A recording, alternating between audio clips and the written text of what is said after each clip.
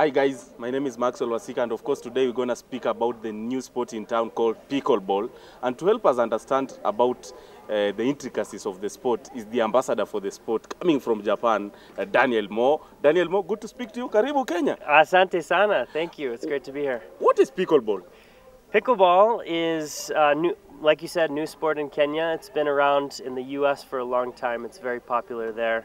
It's a combination of tennis, ping pong, and badminton, but it's very easy for anyone to play, very fun, social game, and I think I'm here to try to promote and spread the love of pickleball. And I know I'm reliably informed it's a combination of other three sporting disciplines, tennis, table tennis, and badminton. Yeah. How does it work? Well, the size of the court is badminton. The height of the net is almost like tennis, a little bit lower. And then the size of the paddle is almost like ping pong or table tennis. So the rules are a little bit different from any of them, but you play mostly doubles, and yeah, it's a racket sport like those three. Yeah. You just landed in Kenya a week ago, and you're Yes. trying to popularize the sport and Yes. making it known to several young people outside there who probably might be passionate about it. What do you make of the Kenyan talent for the few days you've been here? Oh, I mean, I've played here at JD Academy with other tennis pros who are teaching here. Even kids who play tennis here, they're amazing. On the first day already, they're having games with, 10, 15 ball rallies. So I think if people start playing consistently here, they're going to be very good. What are the rules associated with the game, and probably in terms of officiating? Is there a referee? The proceedings of the game as sure. In a tournament, you would have a referee. But a few rules that are different in pickleball than any of the other sports. One is that, like volleyball used to be, you can only score when your team has the serve in pickleball. So the games tend to be a little bit longer because you can only score when you're serving. Another rule is there's a line 7 feet away from the net. It's called the non-volley zone line. And so you cannot go all the way up to the net and volley, which means you have to, if you're going to hit a smash, it has to be from further away from the net. So it changes the game a little bit from tennis or badminton. And just like football, when football is being played, the win of the team happens to get 3 points during the final whistle. And how is the pickleball in terms of in a tournament points? Oh, so in a tournament, you would have more like tennis. Say you're in, the round of 16 and then the quarterfinals, semifinals. You play 2 out of 3 games to 11. So if, much like tennis. If you split sets 1-1, then whoever wins the third set moves on to the next round, and then you have the final, and so on. Disciplinary measures in case someone violates the rules associated with the game. How does it operate? Because we've seen Kick them out. Kick them out. Kick them out. Red card. No. It's not very common in pickleball, to be honest. But I think you would get a warning first, and then you would have a point penalty, and then you would have a ejection if people are really violating the rules too bad. How many players on either side? Usually 2 and 2, so doubles is the most common in pickleball, although they have singles as well. And what do you make of the growth of the sport overseas?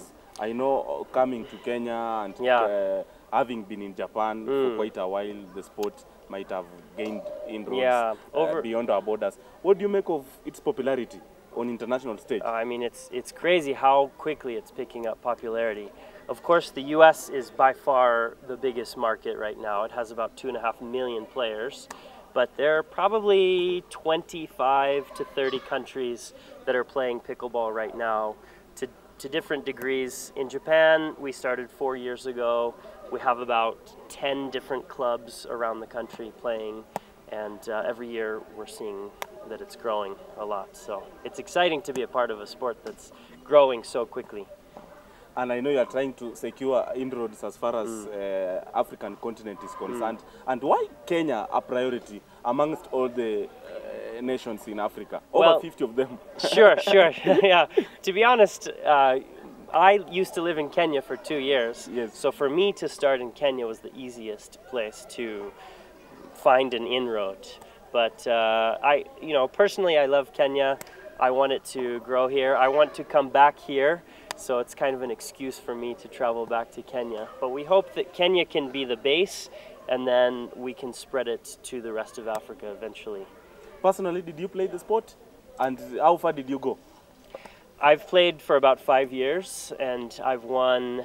In the U.S., we have, like tennis, we have 3 major tournaments that are called the majors.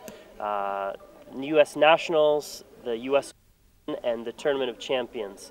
And I have won different categories of that. We have singles, doubles, and mixed doubles. But I've won nine major titles, you can say, in the 5 years that I've played.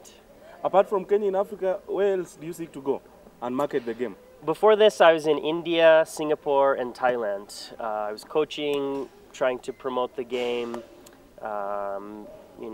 bringing more people in to play, and trying to connect these different places. At some point, we want to have international tournaments, more prize money, more players. So I'm an ambassador trying to spread this game so that we can someday bring it to the Olympics. In terms of championships, which high-profile competition as far as pickleball is concerned that has ever taken place? And from your assessment, do you think they were successful? Yeah, sure. Probably the 2 biggest tournaments are U.S. Open and Nationals. And the U.S. Open this year took place in April. It had over 2,000 players, the biggest prize money of any tournament ever played. And then Nationals as well is a huge tournament, over 1,000 players. And all the best players in the world are coming to that place and competing, and every year the level's getting higher and higher. So as you seek, of course, going back to Japan, which mechanisms are you seeking to leave them in place to ensure that there is continuity of the talent in you Kenya so far spotted going forward? In Kenya, yes, you mean? In Kenya. Yeah, so here at JD, the owner, Richard Davies, is going to continue promoting, and maybe once a week or twice a week they'll have a time for pickleball specifically to be played here, and then people can practice. Anyone who wants to play can join. And then hopefully from there we can go into different clubs. I won't be back until next year, but hopefully by then we can try to promote to other clubs, and then we just get people playing all over Kenya, and then we have a national tournament, and we go from there. For those who are interested in joining the sport, how is the modality? What's the procedure through which they can?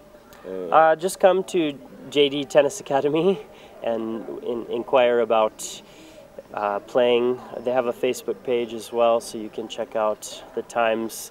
They haven't been decided quite yet when pickleball, but when they decide, that will be announced, and they can just show up once a week or twice a week when they play here and practice and get to know other people playing, and anyone is welcome. So is there a registration fee probably? I think so, but I'm not sure. There's no monthly fee at JD Tennis Academy, but I think it's not a membership court. Not a membership. It's just per time they pay, but I'm not sure how much that is. Daniel Moore, ambassador for Pickleball, the new sport in town, of course, joining us to talk to us about the intricacies and details of the sport. And he says it's a combination of 3 sporting disciplines, that is tennis, table tennis, and badminton. My name is Maxwell Wasike. Always a pleasure doing this. We're keeping it sporty. You know how we do it, right?